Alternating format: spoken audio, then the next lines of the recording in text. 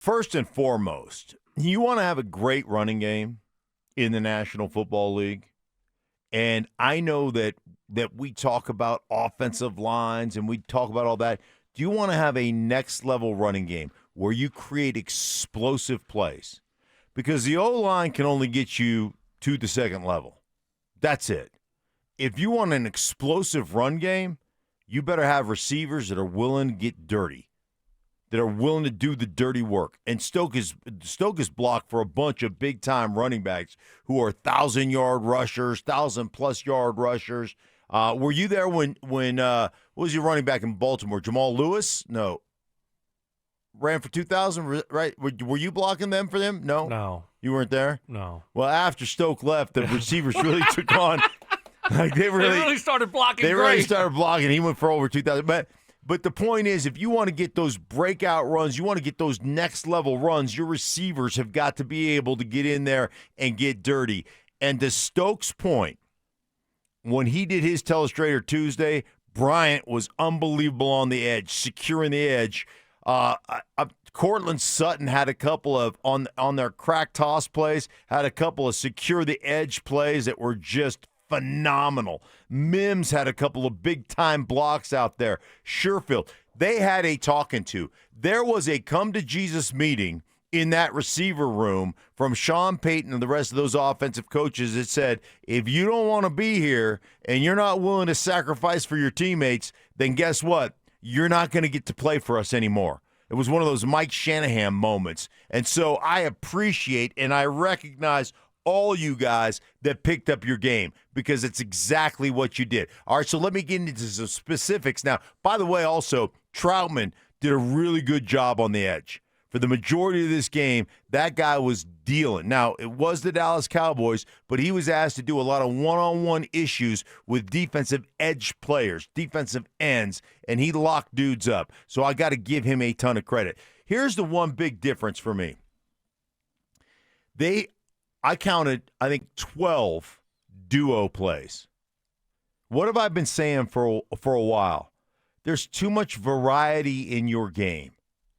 Simple it down, and let's execute what we do. So of the 28 plays run, there were 12 duos. And all duo is when you get into an extra kind of heavy formation. So you have, on the left side, you've got guard, tackle, tight end, receiver, all mashed together, and you're double teaming. So duo is considered gap with no puller is how you would define that. You're getting double team. You're just fanning out the backside, double team, and you're just smashing people, and you're trying to get 4 yards, and then let the back choose wherever he wants to go. You don't have to. There's no designed hole. You just take it to the left, and you say, hey, they call it 22 duo or 23 duo, and you just push your nose in there, and then you pick wherever you want to go. So they were doing that. They broke out a couple of runs, and then the other run they ran a bunch of is that pin and pull play that we talk about, that pin and pull. So the very first, let me give you the first big breakout run, the 40-yarder to Harvey, all right? So they're doing pin and pull to the left. The first thing is you've got to secure the edge.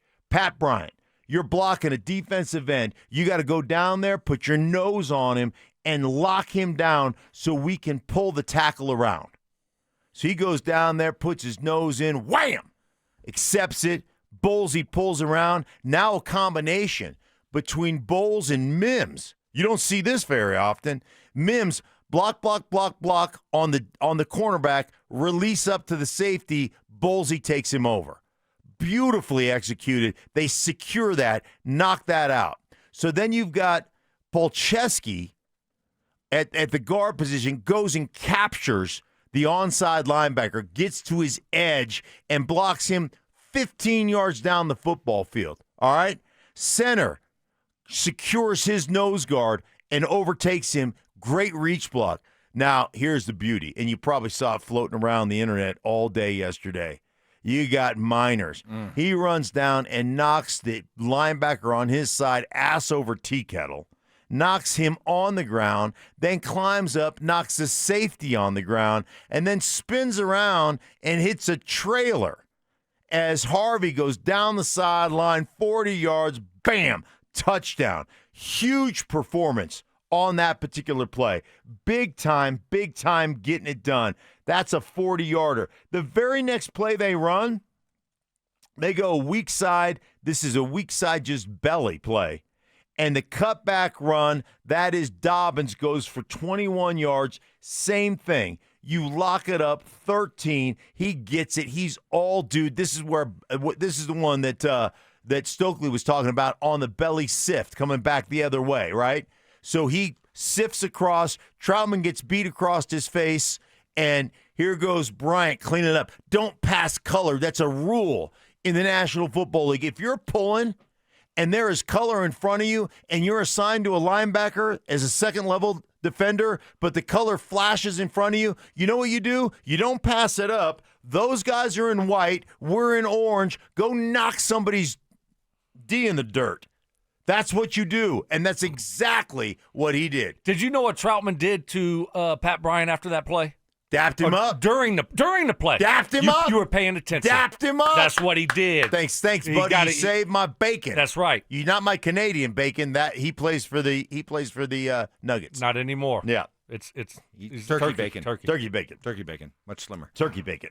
One thing really jumps out to me in listening to you talk about it. Sean Payton must have delivered a very, very clear message last week. You will either block or you won't play for me. Correct. Play better. Because it seemed like the blocking correct effort and execution across the board by everybody on offense was night and day compared to certainly the Giants game. Well, you found a big-time contributor moving forward in Pat Bryant because he got his opportunities to block and he crushed people in that part of the game. And then how'd they reward him? They reward him with a deep shot where he caught a touchdown. So there is no question in my mind that there was a big time. We're going to rectify this situation on the edge, and they blocked in the bubble screens as well. By the way, last night you watched the Kansas City Chiefs last night. They run bubble screens. I'm glad you brought that up. Oh my God, they run a lot of bubble screens. They run a lot of bubble screens. People, I mean, it must not know. But they execute. Yeah. And actually, if it works, it's fine.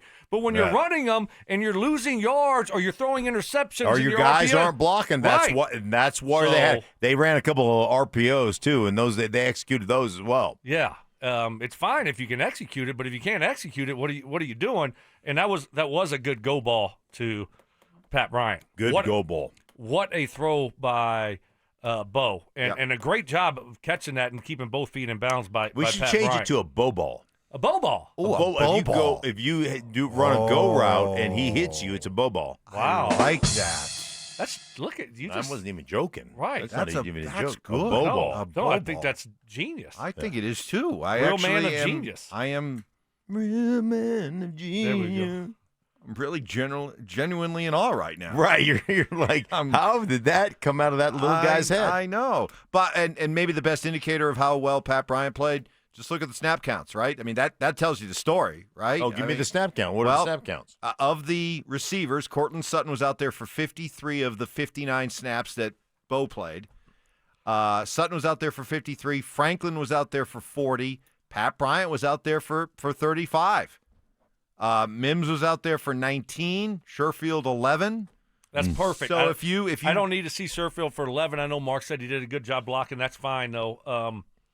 But I like that main three guys. I like sprinkling Mims in there. That's fine. He's going to do his thing. That's fine. Yep. But 53, and then you got 40 for Franklin and 35 for Pat Bryant. I love moving it. forward, that's your trio. Yeah, Pat Bryant is I'm good with that. overtaken. He's become your third.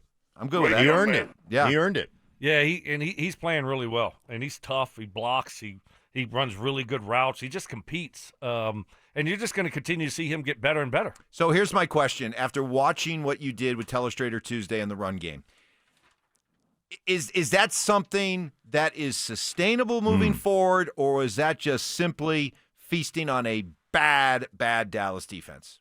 I think it's sustainable as long as you continue to lean into a limited number of schemes.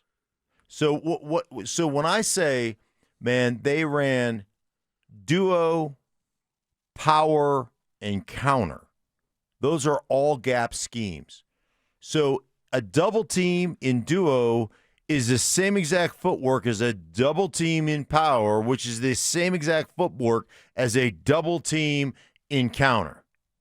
So you're changing kind of a little bit of what you do in your backfield. One or two guys are kind of changing. But for the majority of that play, everything is identical.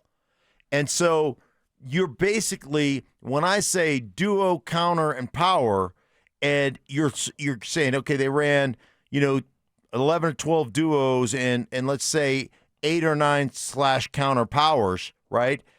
You're talking about 20 of the 28 plays you ran or 18 of the whatever the math turns out to be. And so that to me is you're living in one world, so you've really limited all the things. Now, they ran one trap that was a really nice trap inside. That's great. You can do that, as a changeup. They ran a few inside zones and a couple of outside zones. Great as a changeup. But the majority of the things you ran sat in one family, and you executed the snot out of it. So it sounds like both you guys, slowly but surely, Sean is getting to where he's listening. Where you both wanted him to go. Slowly but surely, he's listening. Okay, well, whatever it took, you. But slowly but surely, he's getting to what you were both preaching for several weeks now, and that is simplify things. Simplify things. Simplify personnel. Simplify the plays you're running.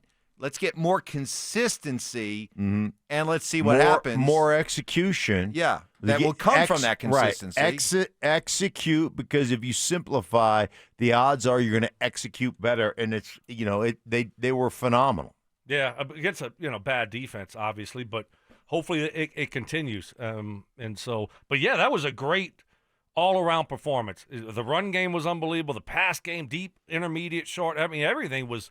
It's probably the best offensive game that they've had, well-rounded game, run and pass, in a long time. Question is it sustainable? We'll learn a lot this week because you got a Houston defense, whereas the Dallas defense was dead last in the NFL. This is the number one statistical defense, not only in terms of yards but also points allowed. So this is a big test on the road against a Houston team that's feeling better about themselves. They got a must-win last week to kind of keep their season afloat by beating San Francisco. So this will be a great, great test for this Broncos offense. Was last week simply a one-off, or is it the start of something that is sustainable? We shall find out. As a former Houston Texan coach once said, we're fixing to find out.